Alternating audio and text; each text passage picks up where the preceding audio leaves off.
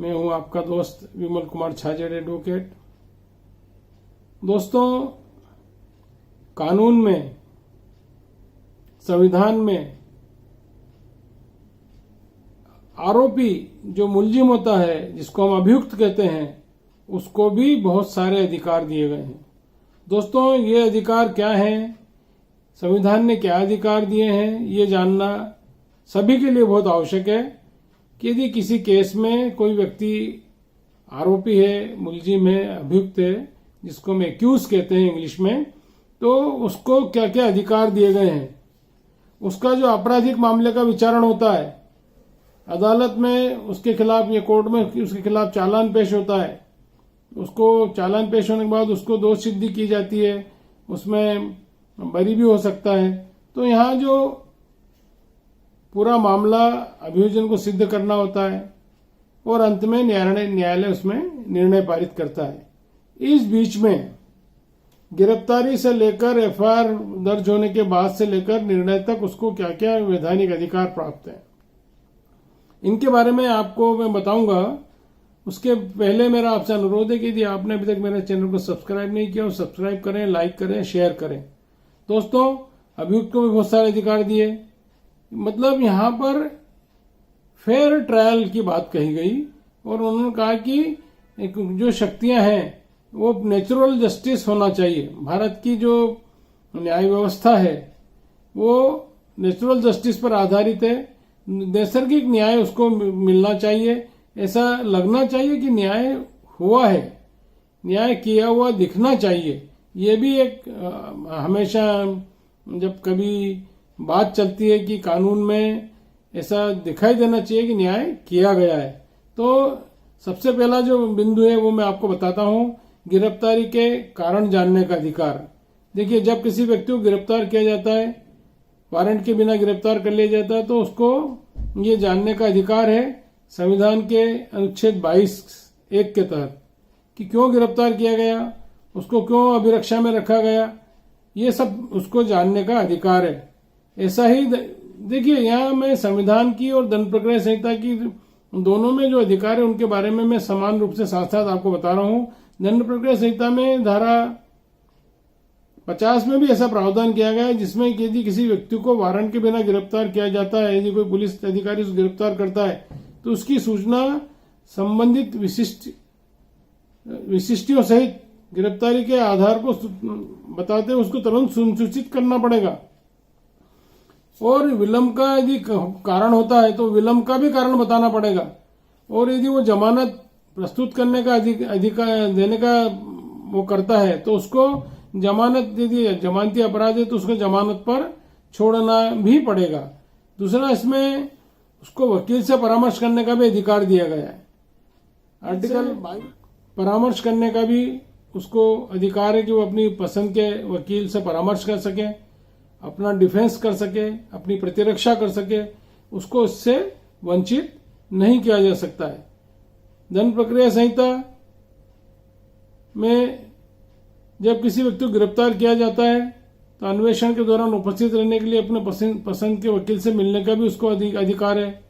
इसमें जो ऑनरेबल उच्चतम न्यायालय का जोगिंदर कुमार वाला जजमेंट है, उसमें भी अभियुक्त को क्या क्या अधिकार है उसकी पुष्टि की गई है। परिजनों को सूचना देना, ये देखिए एक महत्वपूर्ण अधिकार है कि यदि किसी को गिरफ्तार किया जाए तो उसके परिवार वालों को, निकटतम रिश्तेदारों को, उनको भी बताना पड़ेगा कि उस व्यक्ति को गिरफ्तार किया गया है। प्रत्येक धारा 50 का दंड प्रक्रिया संहिता में प्रत्येक पुलिस अधिकारी गिरफ्तार करने वाले व्यक्ति का दायित्व है कि गिरफ्तारी के संबंध में उसके मित्रों को, संबंधियों को, ये नया अमेंडमेंट 50 का जो जोड़ा उसमें स्पष्ट रूप से बताया गया कि वो व्यक्ति जिसका नाम बताएगा उसको भी मेरे ये परिजन है, इनको सूचना दी जाएगी। अब इसमें उसके परिजनों को, मित्रों को, जिसको भी नाम बताए, मजिस्ट्रेट के समक्ष उसको पेश करना, 24 घंटे से अधिक कस्टडी में रख नहीं सकते। तो अनुच्छेद 22 और दंड प्रक्रिया संहिता की धारा 57 में भी ये प्रावधान किया गया है कि यदि वारंट के बिना किसी को गिरफ्तार किया जाता है तो उसको अभिरक्षा में निश्चित अवधि के बाद नहीं रखेगा। 167 सीआरपीसी में स्पष्ट रूप से प्रावधान है कि 24 घंटे से ज्यादा उसको नहीं रख सकते कस्टडी में पुलिस, उसको निकटतम मजिस्ट्रेट के यहाँ उसको पेश करना पड़ेगा। यदि निरुद्ध रखना है तो मजिस्ट्रेट से उसमें उसकी परमिशन लेना पड़ेगी। जमानत पर छूटने का अधिकार, यहाँ पर जमानत पर यदि उसको गिरफ्तार किया गया है तो उसको जमानत का यदि वो हकदार है तो उसको जमानत पर यदि वो पेश करता है उसको जमानत पर छोड़ा जाना चाहिए। एक जो अधिकार उसका मिला चिकित्सा परीक्षण कराने का अधिकार, दंड प्रक्रिया संहिता की धारा 54 के अंतर्गत गिरफ्तार किए गए व्यक्ति की चिकित्सीय परीक्षण किया जाने का प्रावधान है। यदि उसके शरीर पर कोई चोटें हैं तो रजिस्टर्ड किसी भी मेडिकल प्रैक्टिशनर से उसकी मेडिकल परीक्षण कराने का भी उसका अधिकार है कि वो मेडिकल परीक्षण कराए, और उसके यदि कोई चिन्ह पाए जाते हैं तो उसका पूरा डिटेल इसका परीक्षण कराए जाने की एक प्रति संबंधित व्यक्ति को भी दी जाएगी।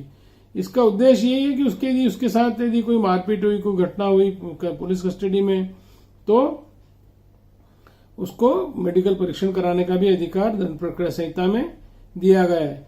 महिलाओं को जबकि यदि गिरफ्तारी होती है तो वहां स्पष्ट रूप से उन्होंने कहा कि महिला पुलिस अधिकारी, महिला कांस्टेबल होगी तो तलाशी भी महिला ही लेगी। चिकित्सा परीक्षण यदि कराया जाना है तो महिला डॉक्टर द्वारा ही कराया जाएगा। देखिए, इसमें जो अवैध गिरफ्तारी से संरक्षण के लिए भी उन्होंने प्रावधान किए गए हैं। निःशुल्क विधिक सहायता के बारे में प्रावधान किए गए हैं कि उसको निःशुल्क विधिक सहायता लेने का अधिकार है। यदि वो अपना वकील नहीं कर सकता है तो उसको लीगल एड से दिलाया जाएगा। अभी तो और नए प्रावधान इसमें आ रहे हैं कि डिफेंस काउंसिल के रूप में भी नियुक्तियां होने वाली है। इसकी भी प्रक्रिया चल रही है कि डिफेंस काउंसिल रहेंगे जो केवल डिफेंस के ही आरोपियों के ही मामले लड़ेंगे। तो डिफेंस काउंसिल लड़ेंगे, उसके बाद और स्थिति उनके पक्ष में हो जाएगी कि उनको अपना बचाव करने का पूरा अधिकार एक सक्षम एडवोकेट के थ्रू मिल सकेगा। त्वरित विचारण, देखिए एक लंबे समय तक वर्षों तक जेल में सड़ते रहते हैं, तो त्वरित विचारण के बारे में भी दंड प्रक्रिया संहिता में प्रावधान किए गए हैं। इसमें 309 जोड़ी गई है। डे टू डे हियरिंग होना चाहिए। यदि आज गवाह के बयान पूरे नहीं तो अगले दिन ले उसको। यदि जब तक कि कोई ऐसा कारण नहीं है कि उसको क्यों केस को बढ़ाया जाए।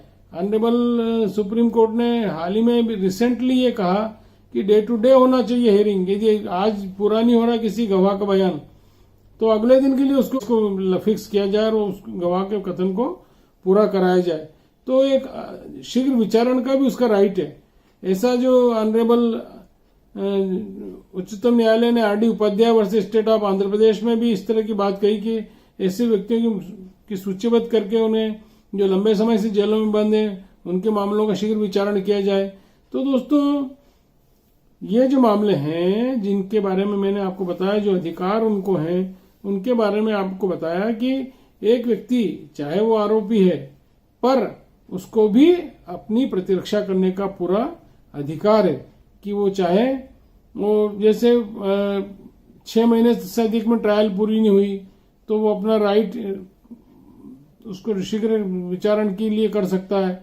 बहुत सारे प्रावधान दंड प्रक्रिया संहिता में आरोपियों के पक्ष में भी जोड़े गए हैं, जिनके बारे में उसका उद्देश्य यही है कि अनावश्यक कोई जेलों में न रहे, और यदि दोषी है तो निश्चित रूप से सजा मिलेगी, और निर्दोष है तो उसका शीघ्र विचारण हो जाए, और जो भी होना है उसके सजा होना है, बरी होना है तो उसका फैसला हो जाए, और उसके राइट्स जो है एक अनलॉफुल डिटेंशन, बिना कारण से अनावश्यक जेलों में न सड़े कोई भी आदमी, इसके पीछे मंशा honourable high court, honourable supreme court के कई जजमेंट इस बारे में आए कि विचारण शीघ्र होना चाहिए।